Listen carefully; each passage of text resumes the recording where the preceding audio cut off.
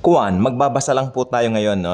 Ephesians chapter 6. Subukan natin kung gusto natin titigil.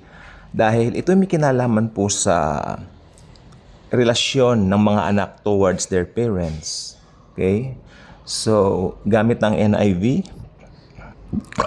version, kasi mas madali siyang maunawaan. At atin po itong babasahin. Ephesians chapter 6. Do you have your Bibles with you? Pwede niyo ako sabayan. Okay. Umpisa natin. Children, obey your parents in the Lord, for this is right. Honor your father and mother. Ito na po Honor your father and mother. When you say honor your father and mother, it's far beyond more than igalang sila. It's far than that. Means honor, nandun yung kalakip ng pag-ibig mo sa kanila. Nandun na yung talagang sila ang ginawa mong priority mo. Pinapasalamatan mo sila, tinatanawan mo sila ng utang na loob. Okay? Ano pa? Sabi rito, honor your father and mother, which is the first commandment with a promise. Ano yung promise? So that it may go well with you and that you may enjoy long life on the earth. So ito pala ay nasa New Testament po pala. Okay?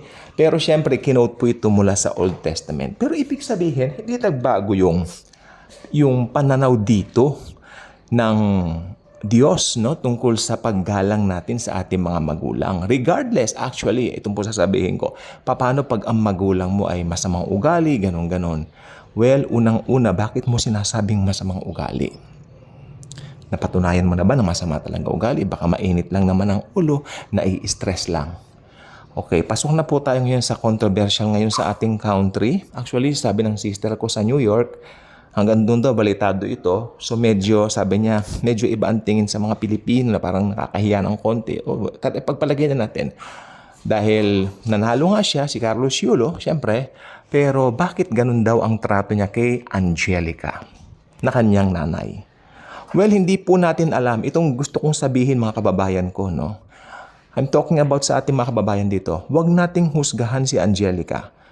Huwag din nating husgahan si Chloe. At lalong huwag nating husgahan din si Carlos Yulo. Nangyari ang lahat dahil may sitwasyon. Mga Kristiyano po tayo, hindi po tayo katulad ng mundo na isa doon sa tatlong yun talagang kanilang pinipinpoint. Do not do that. Do not do that. Aralin natin ang Biblia. Sa Bible tayo babalik. And I hope Carlos, Brother Carlos, makipag-aralan ka rito. Kung narinig mo ito, kung ito ay napanood mo, makipag-aralan ka. Kunin mo yung Bible mo. May Bible ka ba, Carlos? Kung wala, sabihin mo lang at bibigyan kita. Di ba? Pero kung meron naman, marami ka naman pera, imposible hindi ka makakabili, bumili ka ng Biblia mo. Okay? At basahin mo ito. Okay? Ako, hindi ko alam, believer ka ba o hindi. Actually, hindi natin masasabi po yan, mga kaibigan. Ayaw kong sabihin na hindi siya believer. Ayaw ko na sabihin na believer siya. Malay mo, nakatanggap siya sa Panginoon. Malay mo, hindi rin. So, gigitna tayo. Mga Kristiyano, gigitna tayo dito. Huwag tayo nagbibigay ng parang conclusion na, ganito, ganyan, ganyan.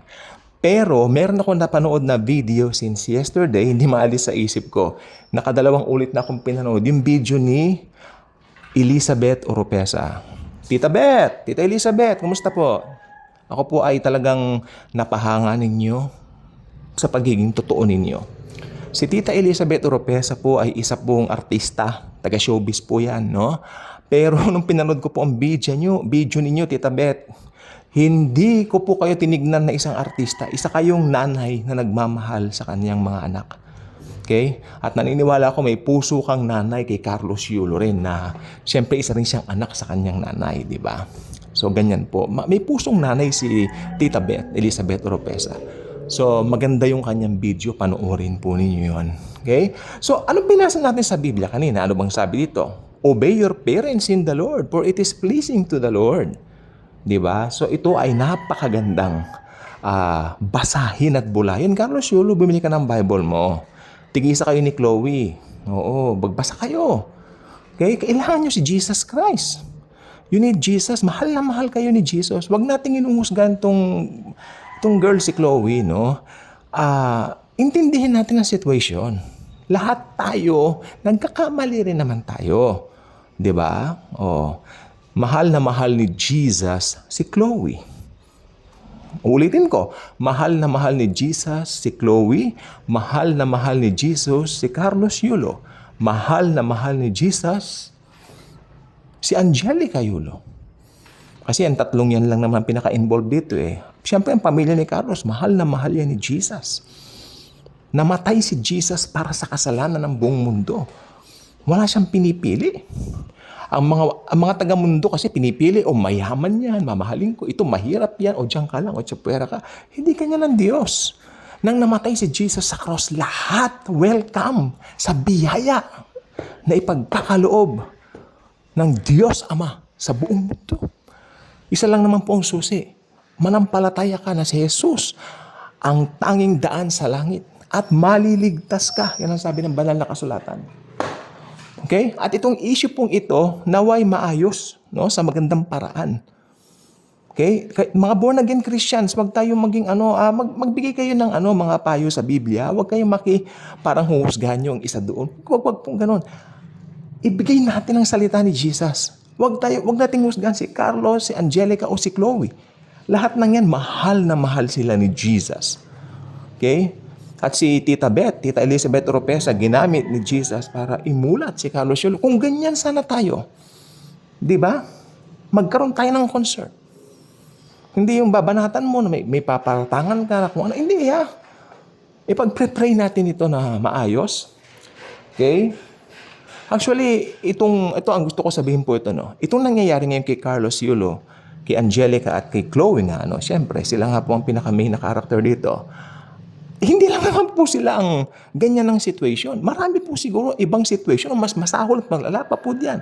Kaya lang po, siyempre, nanalo po siya ng Olympics at ang Pilipinas po talaga naman ay talagang nagdiwang sa kanyang pagkakapanalo. Kaya ito kilala po siya sa buong Pinas. Kaya natutok dun sa kanilang situation.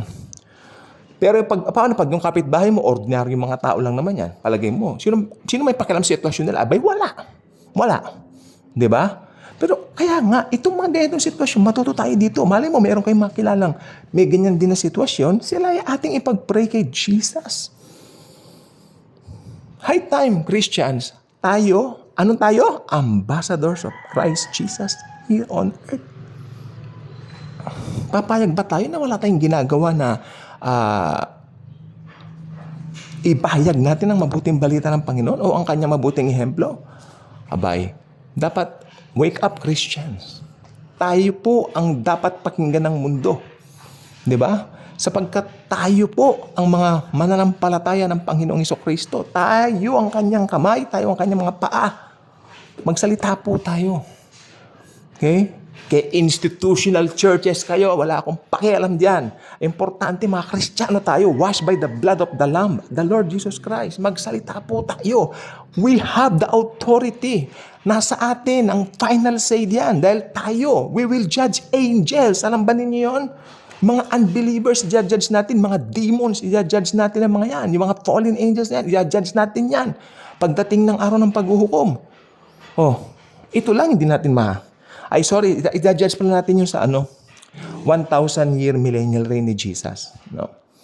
Yes. Ito lang ganitong klaseng hindi natin masolusyonan. 'Di ba? So, tayo ang gagamitin ni Jesus dito. 'Di ba? Kasi merong iba diyan, iba ang mga pinapayo, iba ang ganito, ganyan. Then, nagbibigay ng parang magkakagulo and all that. Pero ito galing sa Biblia, sa banal na kasulatan. So, ito po ay dapat marinig ng buong mundo. Kay Carlos Yulo, mahal natin si Carlos Yulo, mahal natin si Chloe, mahal natin si Angelica. Lahat ng involved dito, mahalin natin gamit ang pag-ibig, agape love ni Jesus Christ. Okay, high time, Christians, wake up. Tayo ang gagamitin ni Jesus dito. Di ba? Tayo ang asin at ilaw ng buong sanlibutan, sabi ng Panginoong Jesucristo. Kailan pa natin papagamit ang ating pagkaasin? Kailan pa natin papagamit ang ating pagkailaw? Pag nag-rapture na? I don't think so. Now na. We have to let our light shine. Sabi nga niya, kung meron kayong lampara, sinindihan nyo ng pospro, yung lampara, di ba? Yung bang lampara, ilalagay mo sa ilalim ng tukador mo, ilalagay mo sa ilalim ng kama mo, ilalagay mo sa ilalim ng Anong tawag dito ng lababo mo? Of course not. You will rather put that doon sa lugar na maiilawan ng buong tahanan. Di ba? Sambahayan para at least may ilaw. At tayo po yun. Doon tayo inherent tulad ni Jesus. Pagliwanagin natin ang ating mga ilaw. Bye-bye.